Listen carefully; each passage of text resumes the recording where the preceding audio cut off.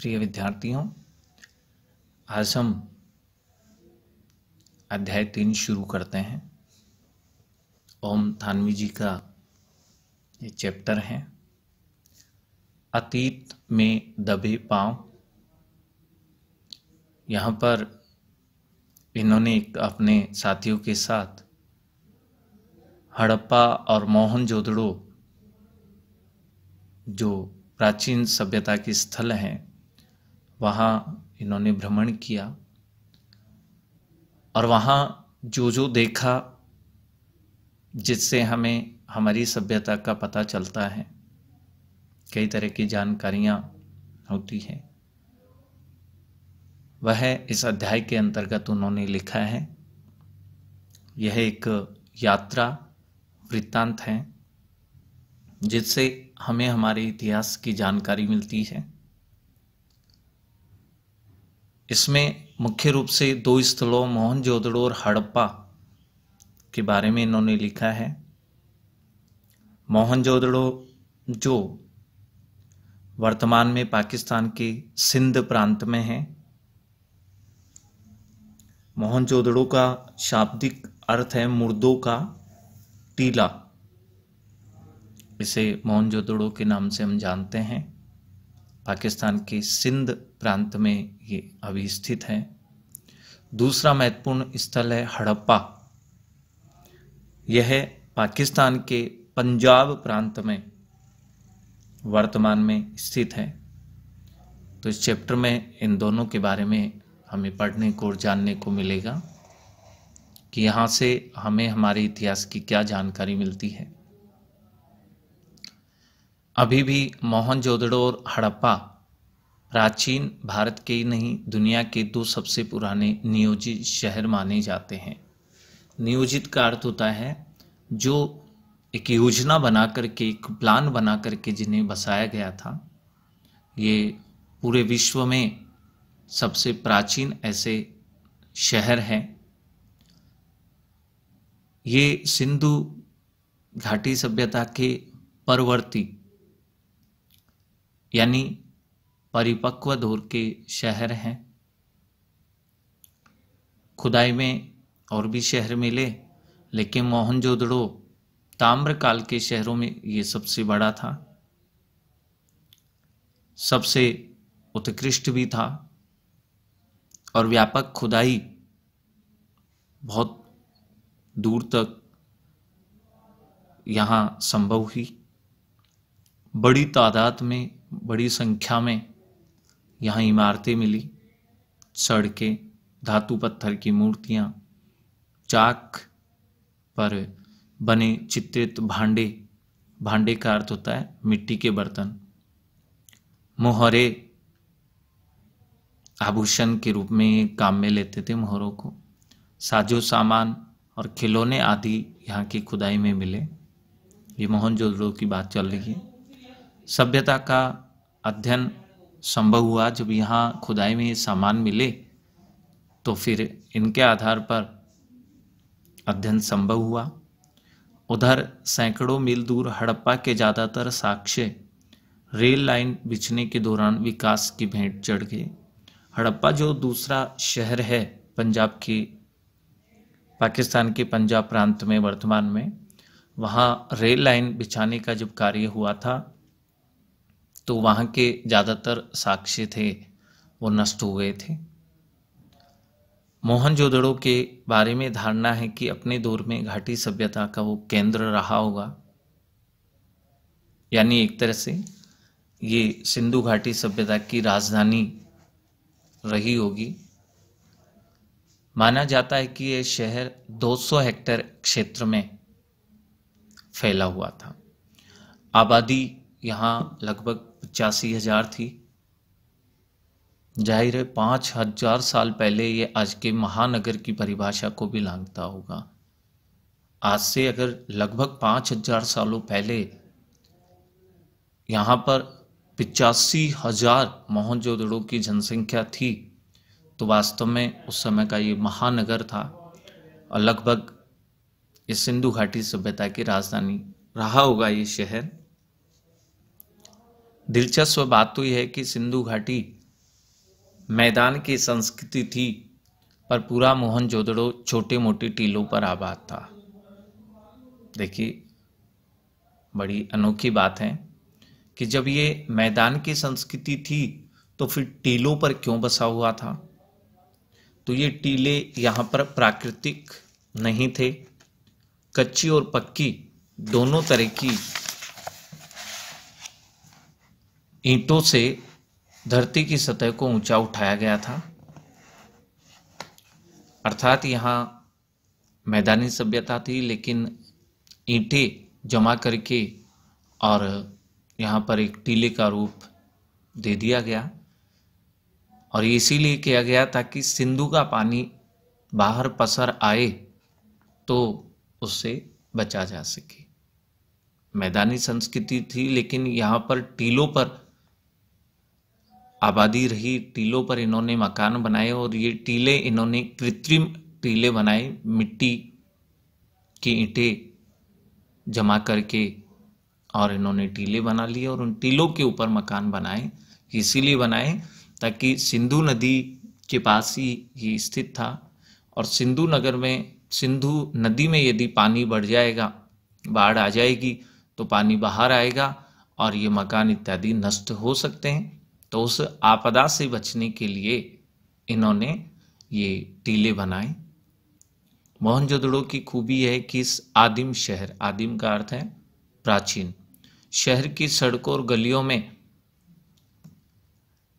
आज हम घूम फिर सकते हैं। अर्थात यहाँ पर जो गलियाँ थी, सड़कें थी, वो आज भी उनके अवशेष हमें देखने को मिल जाते हैं। यहाँ की सभ्यता और संस्कृति का सामान भले ही अजायब घरों की शोभा बढ़ा रहा हो, पर शहर जहाँ था अभी वही है। अर्थात यहाँ के सामान अजायब घरों में रख दिए गए हैं, लेकिन फिर भी यहाँ हमें खंडर है, अवशेष है, आज भी देखने को मिलते हैं। ये ऊपर वाले चित्र में एक मोहनजोदड़ो की गली दिखाई जा रही है। दोनों तरफ मकान है, बीच में एक गली है, लेकिन बिल्कुल साफ है, स्वच्छ है। नीचे एक मोहनजोदड़ो की मुख्य सड़क बताई जा रही है, 33 फीट चौड़ी है।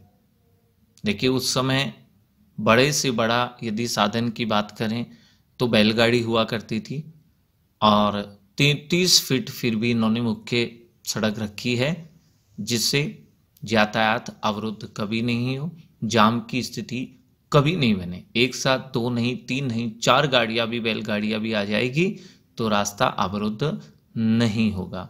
उस समस्या के से बचने के लिए इन्होंने मुख्य सड़क 33 फीट चौड़ी बनाई है। वास्तव में इस समय इनकी कितनी अच्छी और बड़ी सोच थी, पता चलता है। आप इसकी किसी भी दीवार पर पीठ टिकाकर सुस्ता सकते हैं, अर्थात दीवारें काफ़ी मोटी बनाई गई थी। एक खंडहर ही क्यों नहीं हो, किसी घर की देहरी पर पांव रखकर आप सहसा सहम सकते हैं, रसोई की खिड़की पर खड़े होकर उसकी गंध महसूस कर सकते हैं, या शहर के किसी सुनसान मार्ग पर कान देकर उस बैलगाड़ी की रुंझुन सुन सकते हैं जिसे आपने पुरातत्व की तस्वीरों में मिट्टी के रंग में देखा है। सच भी है कि यहाँ किसी आंगन की टूटी फूटी सीढ़ियाँ आपको कहीं नहीं ले जा सकती, क्योंकि वे आकाश की तरफ अधूरी रह जाती है। उनके अधूरी पायदानों पर खड़े होकर अनुभव किया जा सकता है कि आप दुनिया की छत पर हैं, वहाँ से आप इतिहास को नहीं, उसके पार भी झांक रहे हैं।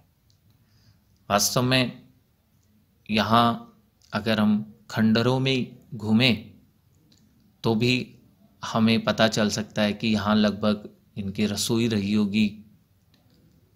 अगर मार्ग पर चले तो कोई ना कोई अवशेष हमें ऐसा मिल ही जाएगा जिससे पता चल जाएगा कि यहाँ बैलगाड़ी भी ये प्रयोग में लेते थे। अनेक बर्तन भी देखने को मिल जाएंगे। सीढ़ियाँ, किसी किसी मकान में ऊपर छत पर जाने के लिए सीढ़ियाँ भी मिल जाएगी, लेकिन छत ध्वस्त हो गई है, इसलिए वो अधूरी ही रह जाती है।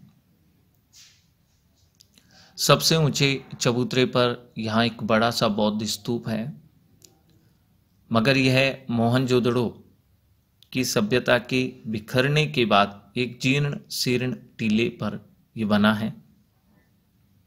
कोई 25 फुट ऊंचे चबूतरे पर 26 सदी पहले बनी ईंटों के दम पर स्तूप को आकार दिया गया है। यहाँ से प्रश्न भी बन सकता है बौद्ध स्तूप के बारे में, तो कैसे, कहाँ पर यह बना है, कितनी लंबाई चौड़ाई का था, किससे इन्हें बनाया गया था, ये सारी चीज़ें हम अच्छे से ध्यान रखें।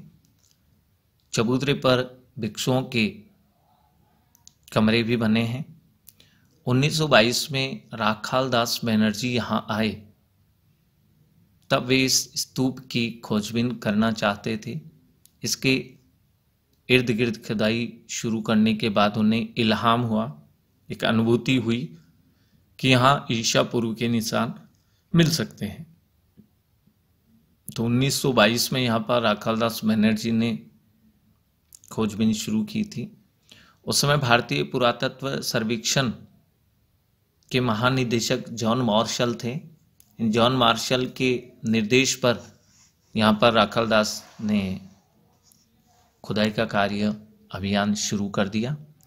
धीमे धीमे ये खोज विशेषज्ञों को सिंधु घाटी सभ्यता की देहरी पर ले आई, अर्थात यहाँ जो अवशेष मिले, देखे उन्होंने, उससे पता चला कि सिंधु घाटी सभ्यता यहाँ पर थी।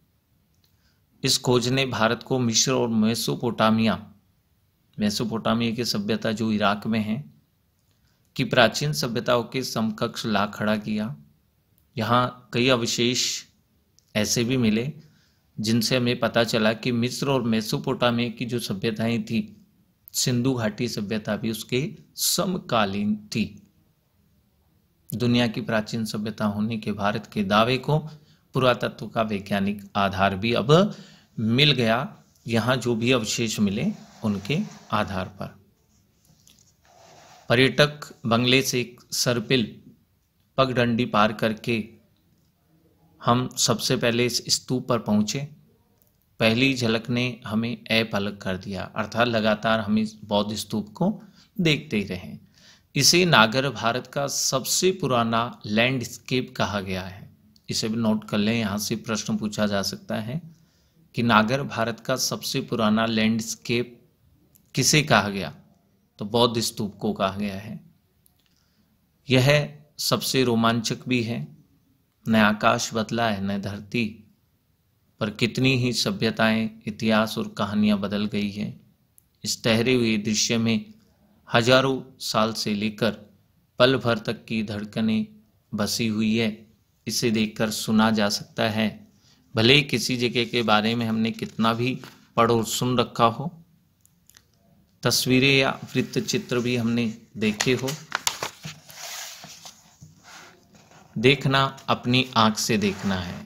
अर्थात जो हम खुद देखते हैं, जो हम वास्तव में वहां जाकर के अनुभव करते हैं, वो केवल सुनने से या फोटो देखने से हमें नहीं मिल सकता है। बाकी सब आँख का झपकाना है। जैसे यात्रा अपने पांव से चलना है, बाकी सब तो कदम ताल है। अर्थात हमें वास्तविक अनुभूति करनी है तो हमें यात्रा करनी ही पड़ेगी, संबंधित स्थल पर जाना ही होगा। देखने या सुनने से वह अनुभूति हमें नहीं हो सकती है। जब हमारे लेखक गए तो मौसम जाड़े का था, सर्दियों का मौसम था। दोपहर की धूप बहुत कड़ी थी, तेज थी। सारे आलम को जैसे एक फीके रंग में रखने की कोशिश वो कर रही थी। यह इलाका भी राजस्थान से मिलता जुलता ही था। रेत के टीले यहाँ नहीं हैं, खेतों का हरापन यहाँ है। जो अंतर है वो बताया जा रहा है, बाकी सारी चीज़ें तो एक जैसी ही थी। लेकिन राजस्थान में अगर पश्चिमी राजस्थान की बात करेंगे तो वहाँ रेत के टीले मिलेंगे, जबकि यहाँ पर हरे भरे खेत थे। इसके अलावा बाकी सब वही खुला आकाश, सूना परिवेश, धूल बबूल, ज़्यादा ठंड और ज़्यादा गर्मी। मगर यहाँ की धूप का मिजाज कुछ जुदा है, कुछ अलग थी यहाँ की धूप। राजस्थान की धूप पारदर्शी है, बहुत दूर का दृश्य भी आसानी से हम धूप में देख सकते हैं। लेकिन सिंध की धूप है वो चौंधियाती है, अर्थात हमें स्पष्ट दूर का दृश्य दिखाई नहीं देता यहाँ की धूप में। तस्वीर उतारते वक्त आप कैमरे में जरूरी पुर्जे नहीं घुमाएं तो ऐसा जान पड़ेगा जैसे दृश्यों के रंग उड़े हुए हैं। पर इससे एक फ़ायदा हुआ, हमें हर दृश्य पर नज़रें दोबारा फिरानी पड़ी। हमें स्पष्ट वहाँ नहीं दिख रहा था, इसलिए हम बार बार एक ही चीज़ को देखने का प्रयास करने लगे। बार बार निहारे तो दृश्य जेहन में, हमारे मन में ऐसे ठहरते हैं मानो तस्वीर देखकर उनकी याद ताज़ा करने की कभी ज़रूरत नहीं पड़ेगी। इस वजह से हमने वहाँ की इमारतों को, खंडरों को, अवशेषों को बार बार देखा, और बार बार देखा तो हमारे हृदय में वो बिल्कुल स्थिर हो गए। स्तूप वाला चबूतरा मोहनजोदड़ो के सबसे खास हिस्से के एक सिरे पर स्थित है। इस हिस्से को पुरातत्व के विद्वान गढ़ कहते हैं। चार दीवारी के भीतर ऐतिहासिक शहरों के सत्ता केंद्र अवस्थित होते थे, चाहे वह राज सत्ता हो या धर्म सत्ता, राजा के महल हो या फिर कोई धार्मिक स्थल हो, ये गढ़ की चार दीवारी के भीतर ही होते थे। बाकी जो शहर था वो गढ़ से कुछ दूर बसे होते थे।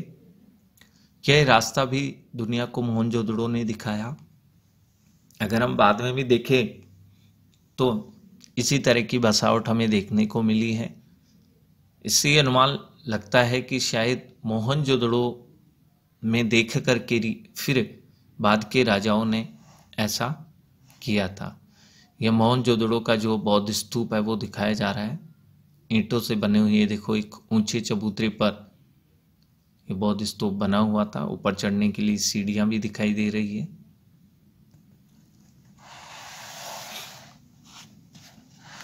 सभी अहम और अब दुनिया भर में प्रसिद्ध इमारतों के खंडर चबूतरे के पीछे यानी पश्चिम में हैं।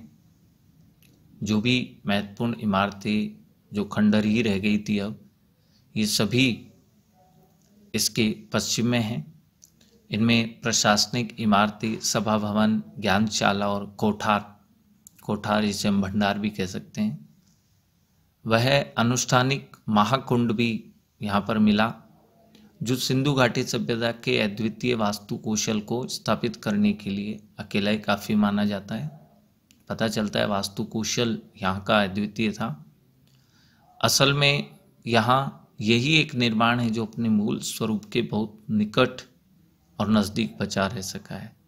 अर्थात जैसा बनाया गया था आज भी यह महाकुंड बिल्कुल ऐसे कैसे ही है। बाकी इमारतें तो इतनी उजड़ी हुई है, इतनी ध्वस्त हो गई है कि केवल कल्पना और बराबर चीज़ों के जोड़ से उसके उपयोग का हम अंदाज़ा भर लगा सकते हैं। लेकिन ये महाकुंड है आज भी वैसे के वैसे ही हैं, ये ज़्यादा जर्जर नहीं हुआ है। नगर नियोजन की मोहनजोदड़ो एक अनूठी मिसाल है। इस कथन का मतलब यह है कि बड़े चबूतरे से नीचे की तरफ अगर हम जाएं तो सहज ही भांप सकते हैं, जान सकते हैं। इमारतें भले खंडरों में बदल चुकी हो, मगर शहर की सड़कों और गलियों के विस्तार को स्पष्ट करने के लिए ये खंडर अब काफ़ी है।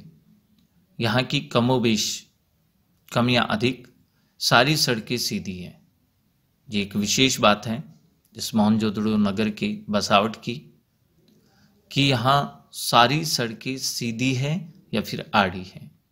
इसे वास्तुकार ग्रिड प्लान कहते हैं। यहाँ से प्रश्न बन सकता है ग्रिड प्लान क्या है, जहाँ की सभी सड़कें आड़ी या सीधी हो। आज की सेक्टर मार्का कॉलोनी में हम आड़ा सीधा नियोजन बहुत देख लेते हैं, लेकिन वह रहन सहन को नीरस बना देता है। शहरों में नियोजन के नाम पर हमें अराजकता ही ज़्यादा हाथ लगती है। ब्रासीलिया, चंडीगढ़, इस्लामाबाद, ये ग्रीड शैली से बसे हुए शहर हैं।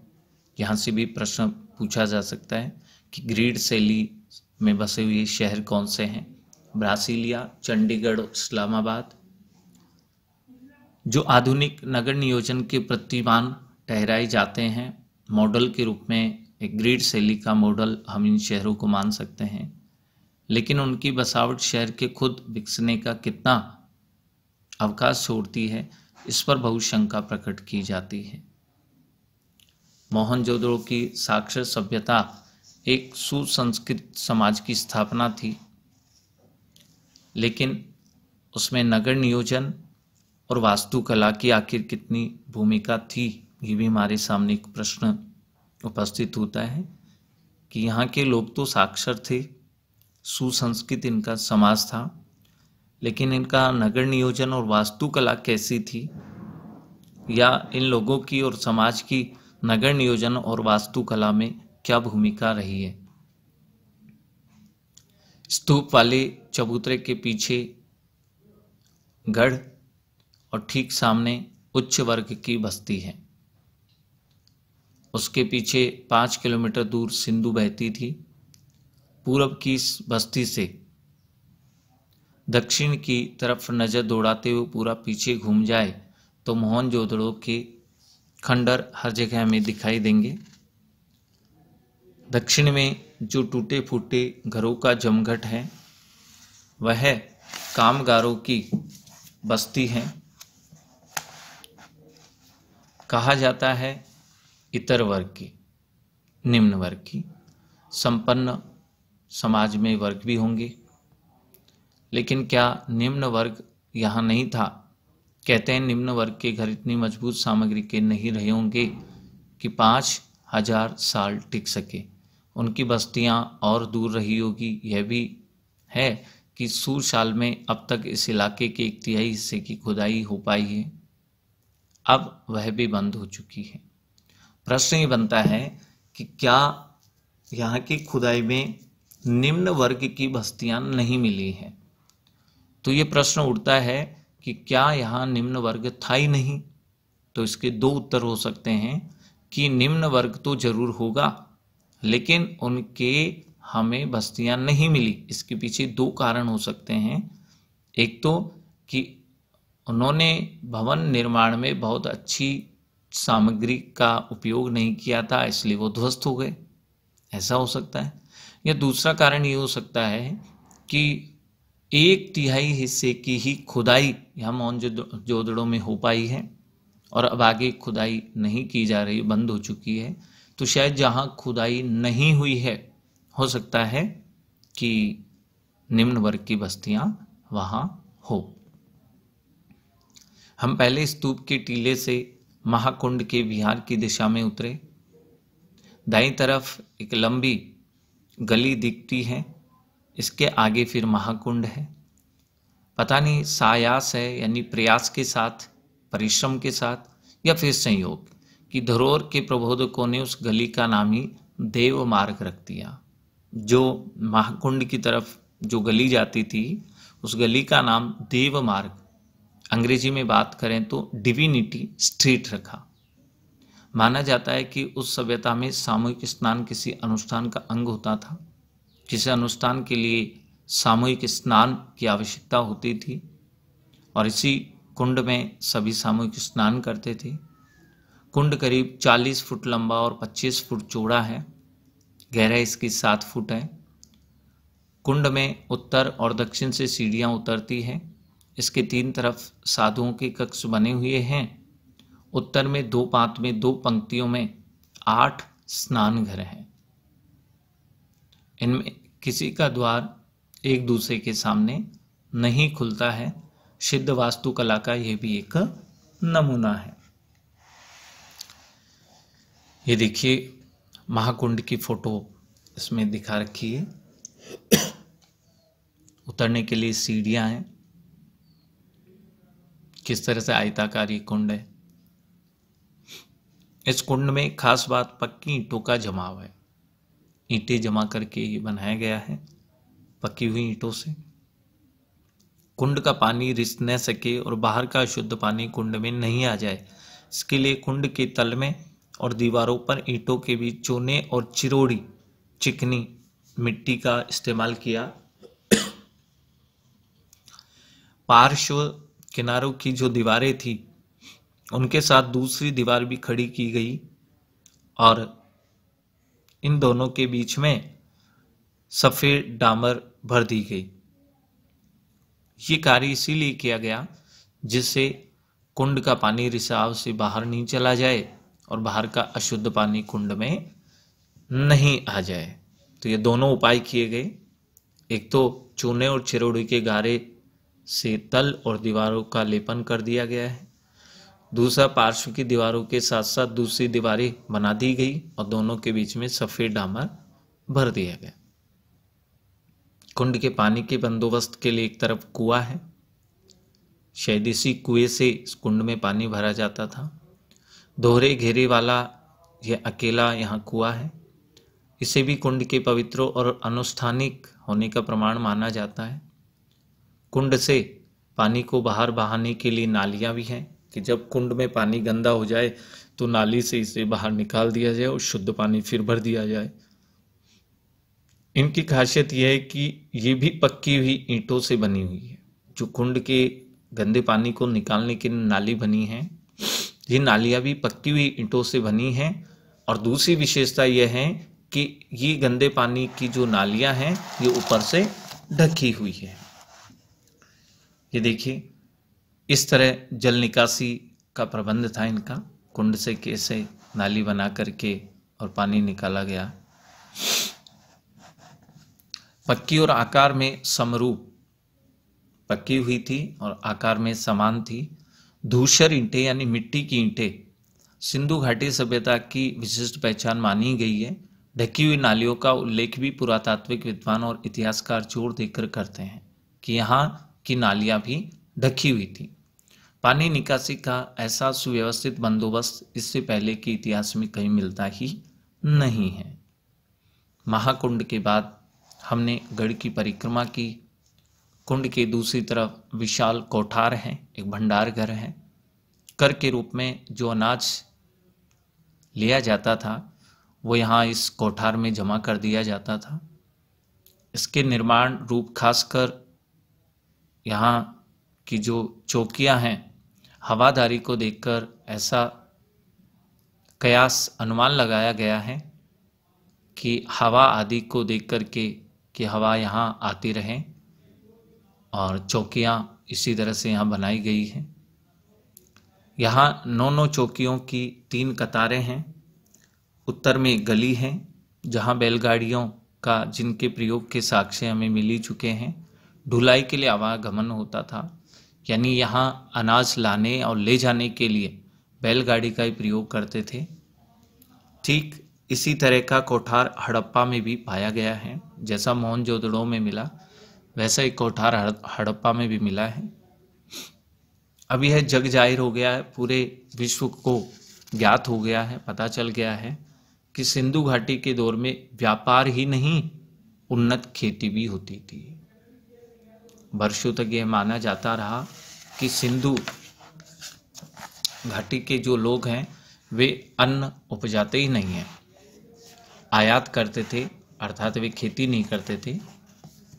लेकिन नई खोज ने इस ख्याल को निर्मूल बिना आधार का साबित कर दिया कि बिना आधार के लोग ऐसा कहते थे। कुछ विद्वान मानते हैं मूलतः खेती और पशुपालक सभ्यता ये रही थी। पशुपालन भी करते थे यहाँ के लोग और खेती भी करते थे। लोहा शुरू में यहाँ नहीं था, पत्थर और तांबे की बहुता थी। ज़्यादातर पत्थर और तांबे का प्रयोग करते थे। पत्थर यहाँ सिंध में था ही और तांबे की खानें राजस्थान में थी, इसलिए इन दोनों का ज़्यादा प्रयोग ये करते थे।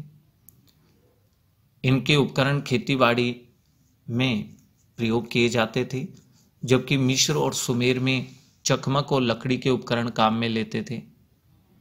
इतिहासकार है इरफान हबीब, उनके अनुसार यहाँ के लोग रबी की फसल लेते थे।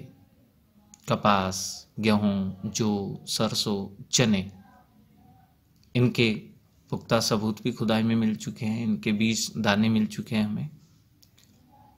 वह सभ्यता का तरयुग था। उस समय काफ़ी पानी था, खेती करते थे, लेकिन धीमे धीमे सूखे में ढल गया। बाद में जब सिंधु नदी लुप्त हो गई तो यहाँ पानी का अभाव हो गया। विद्वानों का मानना है कि यहाँ ज्वार, बाजरा, रागी की उपज भी होती थी, अतः रबी के साथ साथ यहाँ खरीफ की फसल भी होती है।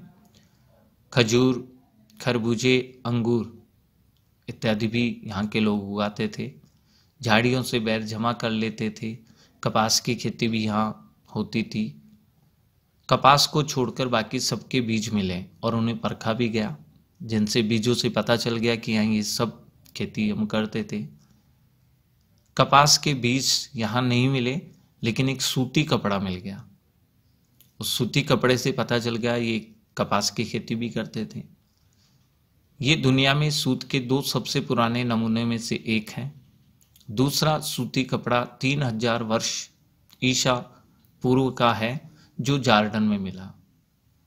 एक सूती कपड़ा यहाँ मोहनजोदड़ो से मिला है और दूसरा जॉर्डन नाम के शहर में मिला। मोहनजोदड़ो में सूत की कताई बुनाई के साथ रंगाई भी होती थी। रंगाई का एक छोटा कारखाना खुदाई में माधव स्वरूप वत्स को मिला। छाल्टी, जिसे लीलन कहते हैं, और ऊन यहाँ सुमेर से आयात करते थे। शायद सूत यहाँ से उनको हम निर्यात कर देते थे और वहाँ से लीलन और ऊन हम आयात कर लेते थे। जैसा कि बाद में सिंध से मध्य एशिया, यूरोप को सदियों तक होता रहा। प्रसंगवश मेसोपोटामिया के शिलालेखों में मोहनजोदड़ो के लिए मेलुहा शब्द का संभावित प्रयोग मिलता है, अर्थात मोहनजोदड़ो को मेसोपोटामिया के लोग मेलुहा कहकर पुकारते थे, संबोधित करते थे।